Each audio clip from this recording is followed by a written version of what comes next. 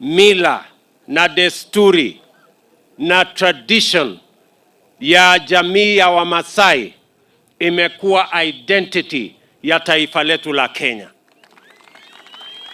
Mimi nachukua nafasi hii kwa niaba ya serikali ya Kenya na kwa niaba ya Wakenya wote kuwashukuru jamii ya Wamasai kwa vile mumesimama imara, mukazuia ile msukumo mkubwa ulioko ya kubadilisha mila. Na leo mambo ya Masai Mara, Amboseli, Samburu National Park ama Game Reserve, hizi sehemu zote za wanyama katika taifa letu la Kenya mumezilinda, mumezisimamia vizuri, na ni kwa sababu ya mila zenu ndio tuko na sehemu hizi ambazo sasa ni sehemu ya taifa letu la Kenya ambayo tunajivunia.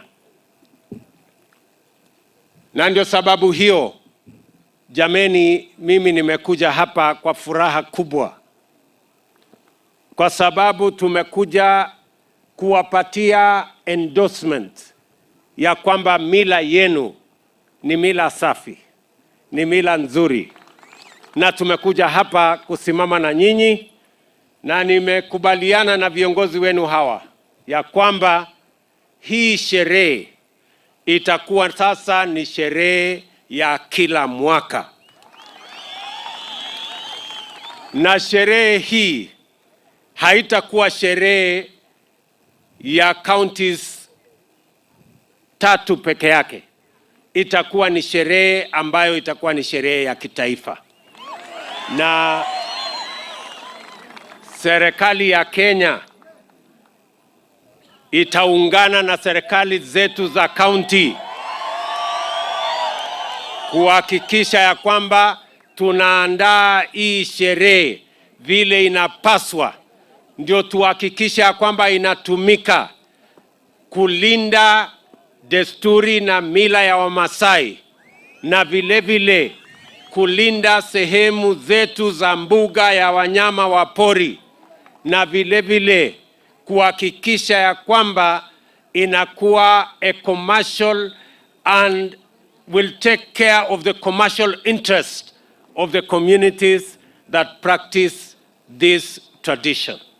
Kwa hivyo, I want to confirm, na waziri yuko hapa ambaye anahusika, ya kwamba kuanzia mwaka ujao tutaiweka katika budget yetu ya Ministry ya Tourism na Ministry ya Culture.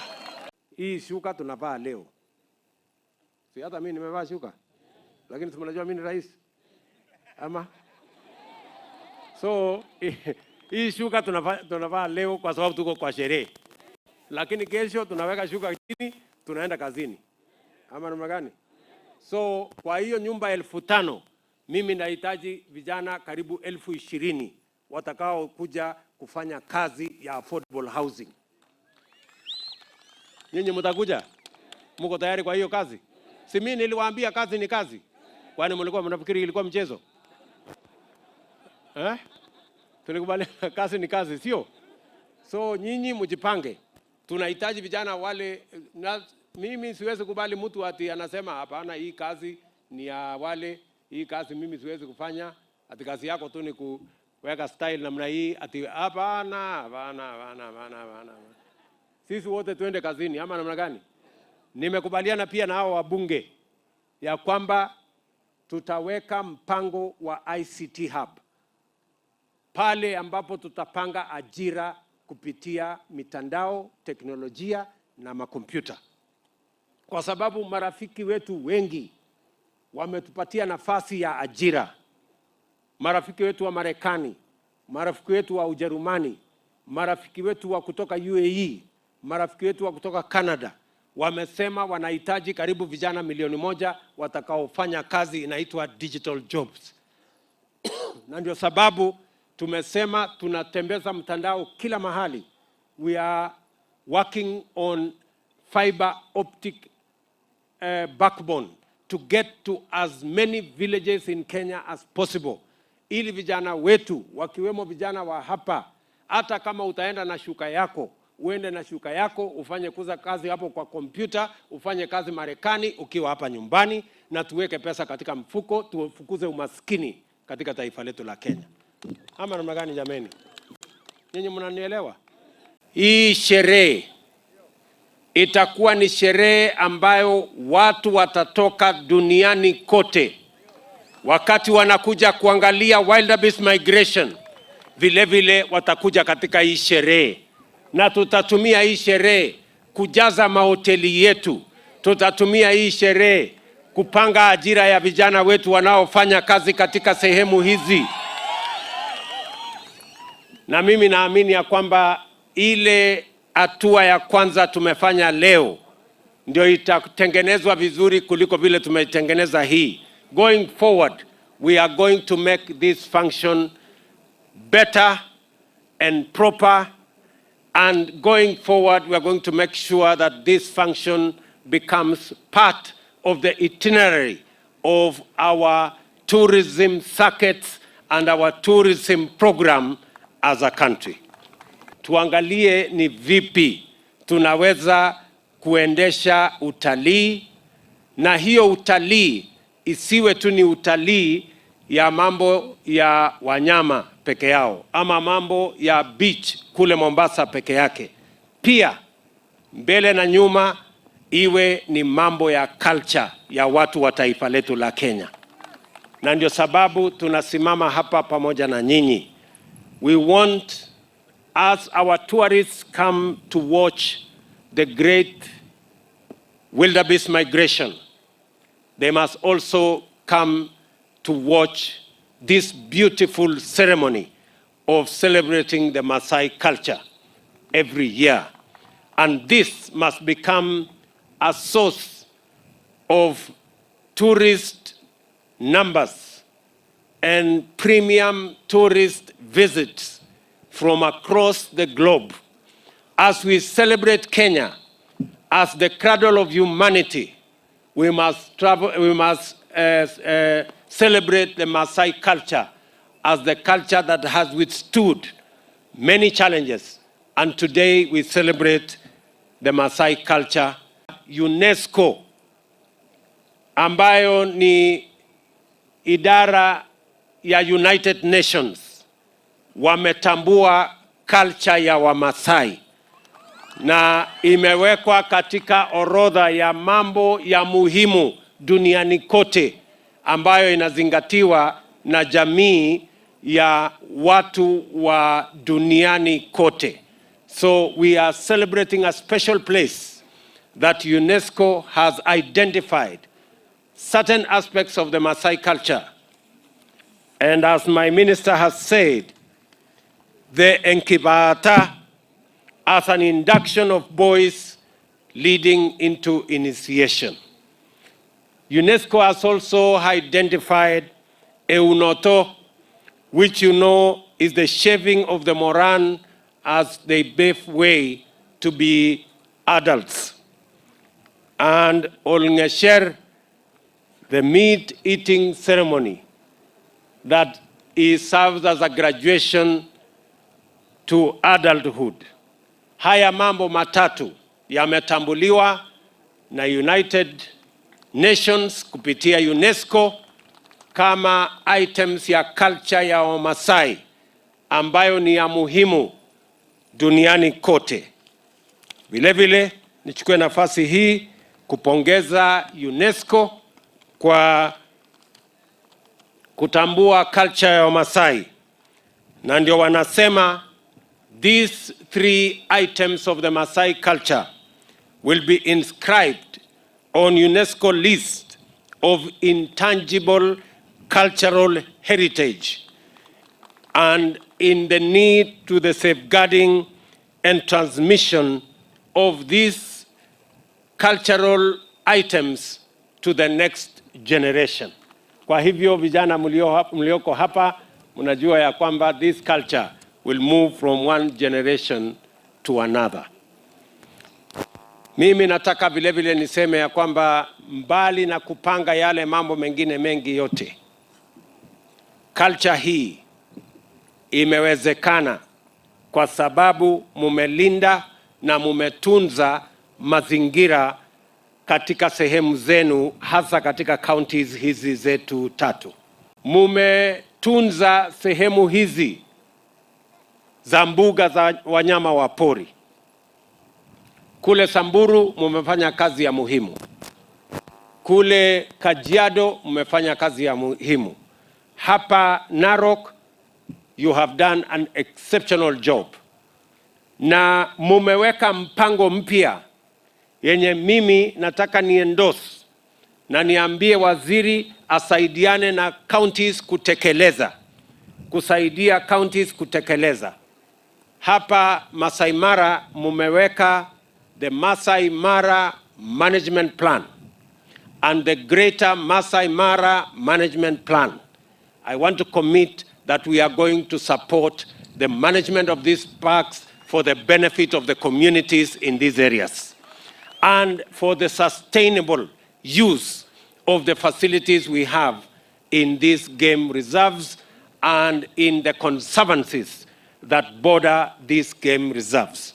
Nataka niwashukuru sana wananchi ambao wametoa sehemu zao za malisho ya ng'ombe yao ili iwe sehemu ya conservancies na kutusaidia kulinda wanyama ambao wageni wengi wanakuja kuzitembelea. Mimi nataka niwahakikishie ya kwamba tutasaidiana na counties zenu kuhakikisha kwamba zile conservancies inawapatia mapato wale wametoa sehemu zao za ardhi ili kusifanya kama conservancies. We are going to work together to make sure our conservancies benefit those who have surrendered their grazing lands so that we can use them for conservancy, animal conservancies and make our game reserves more viable. So hizo game parks, ile mapato inapatikana pale, nimesema mapato inayopatikana igawanywe kati ya county government na national government 50%. Sijui kama tunaelewana. Game reserves ni za counties. Game parks zile za serikali ya kitaifa. County yenye ina host hiyo game park wapate 50% ya revenue ambayo inatoka kwa ile game park ambayo iko katika hiyo county. Sijui kama tumeelewana. Tayari waziri yuko hapa, PS yuko hapa. I have given them instructions on making sure that all our game parks across Kenya, revenues that are received are shared between the national government 50% and the county government 50%.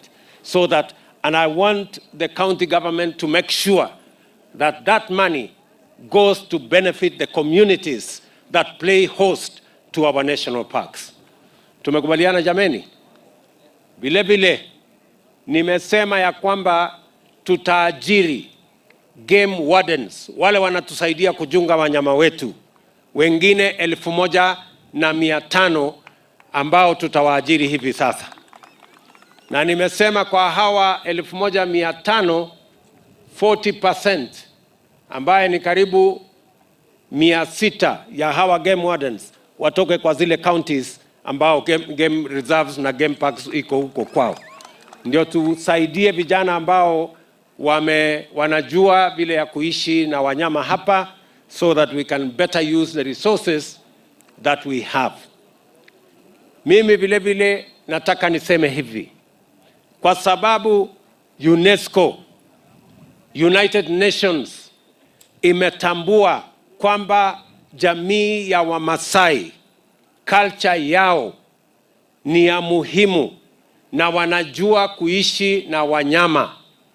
Jambo la pili, kwa sababu ni wazi sasa kwamba Wamasai ndio conservationists wa kwanza na wa mbele, kwa sababu ya vile wametusaidia katika hizi sehemu ambazo tuko nazo wanyama, iwe ni Samburu, iwe ni hapa Masai Mara, iwe ni Amboseli. mumetusaidia kuhakikisha kwamba sehemu hizi za wanyama wa mbuga za pori inaendelea. Hapa Narok ndio walitoa hii Masai Mara. Kule Samburu ndio walitoa ile Samburu Game Reserve. Na kule Kajiado ndio mulitoa Amboseli, ikiwa ni trust land ya watu wa Masai. Naye Rais Kibaki akasema ya kwamba akaissue executive order kusema ya kwamba kwa sababu ile shamba ilikuwa ni trust land ya jamii ya Wamasai, pia basi ile Amboseli ifanyike isimamiwe na kaunti ya Kajiado. Mimi nataka niseme hivi, mimi nimetosheka.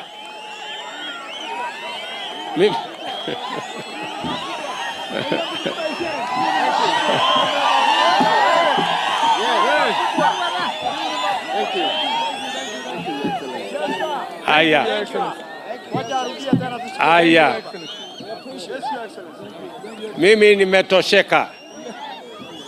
I am satisfied that because of the history of the Maasai culture, they have assisted our country in the conservation of our nation, especially our wildlife and conservation areas, whether in Samburu, here in Narok, or in Kajiado. And because United Nations has confirmed through UNESCO that this community and their culture are a world resource that needs to be protected, and because the Maasai community gave the land that today is Masai Mara Game Reserve and gave the land that is today Samburu Game Reserve and gave the land that was trust land for the Maasai people, the land that is now Amboseli National Park. And while President Mwai Kibaki, by executive order, said that that should be managed by the county government of Kajiado, I confirm that that will be the case. And that process is now going to be worked out between the Ministry of Tourism and Wildlife and the county government of Kajiado to oversee that. Tuko na program kubwa ya housing. Mnanisikia? Tuko na program kubwa ya housing. Hapa Narok, mpango yetu ni kujenga nyumba karibu 5,000 kwa awamu ya kwanza.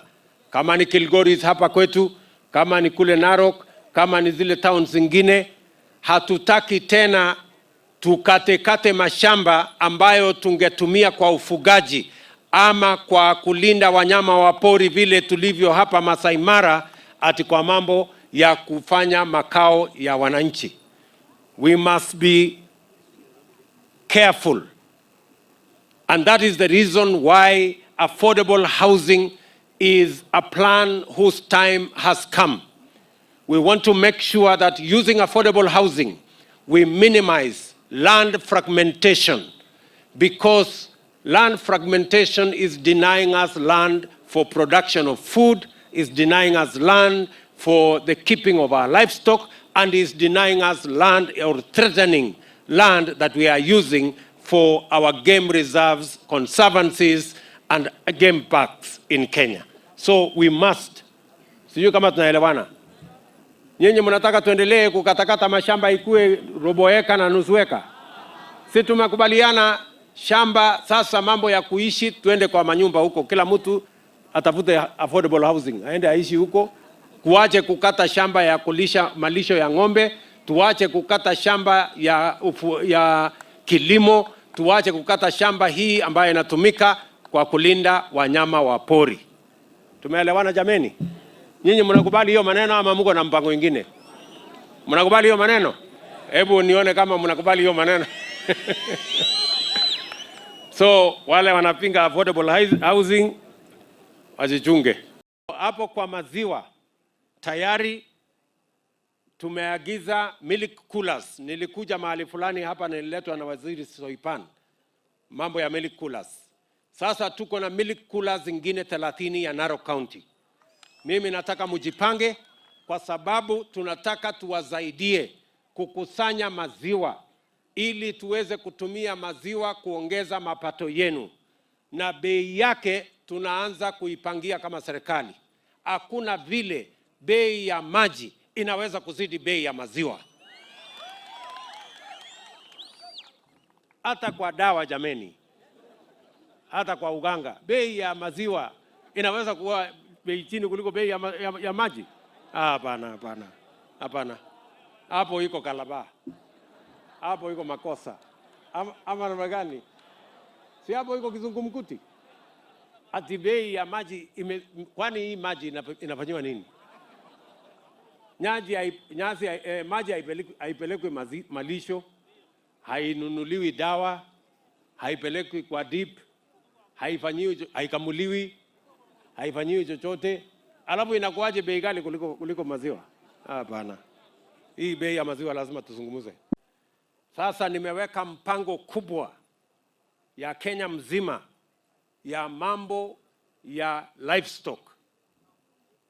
Jana muliniona jana na rais wa kutoka Indonesia wamekuja wakasema wanataka nyama ya ng'ombe, ng'ombe 1,100 kila mwaka ya kupeleka nyama kule Indonesia.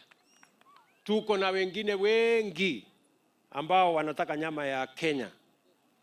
Lakini vile vile tumekubaliana ya kwamba hatuwezi kuendelea kununua viatu inatengenezwa na ngozi ya watu wengine, na ngozi ya ng'ombe yetu inakuliwa na umbwa. Sasa mimi nataka niwaulize, si ngozi ya ng'ombe inatuletea hasara sana? Kwa sababu hata mimi unajua mimi ni mfugaji. Sasa hii ngozi yetu hii kwani iko na hasara gani, kisirani gani? Inahitajika nini ndio hii ngozi itumiwe kutengeneza viatu? Na ndio nimesema ndani ya miaka ngapi? 3. Ndani ya miaka 3 mambo ya kuleta viatu vingine kutoka nje itakoma. Tutakuwa tunatengenezea viatu hapa Kenya. Ndio ngozi ya ng'ombe yetu ipate bei, my friend. Ama namna gani? Sijui kama tumeelewana. Ndio nishamwambia huyu mtu wa hapo wa Sonyiro ya kwamba wajipange. Mimi nimeweka pesa, na hawa wabunge wako hapa. Mimi nimeweka pesa pale Kenanie. Nimeweka karibu 1.5 bilioni kwa sababu tunataka kutengeneza tannery pale. Tunataka kutengeneza tanneries zingine 4. Tuhakikishe ya kwamba tuko na tanneries ya kutosha ya kubadilisha ngozi yetu ya ng'ombe yetu iwe leather, tutengeneze viatu, tutengeneze leather products, tupange uchumi wa taifa letu la Kenya. Ninyi mnanielewa? Ninyi mnanielewa? So tafadhalini, mimi nauliza hawa wabunge wetu, kwa sababu kwanza hawa wabunge wapigeni makofi jameni. Hawa wabunge ni mashujaa wetu. Walipitisha budget kwa sababu walijua kuna maneno ambayo itasaidia wananchi hapo mbele.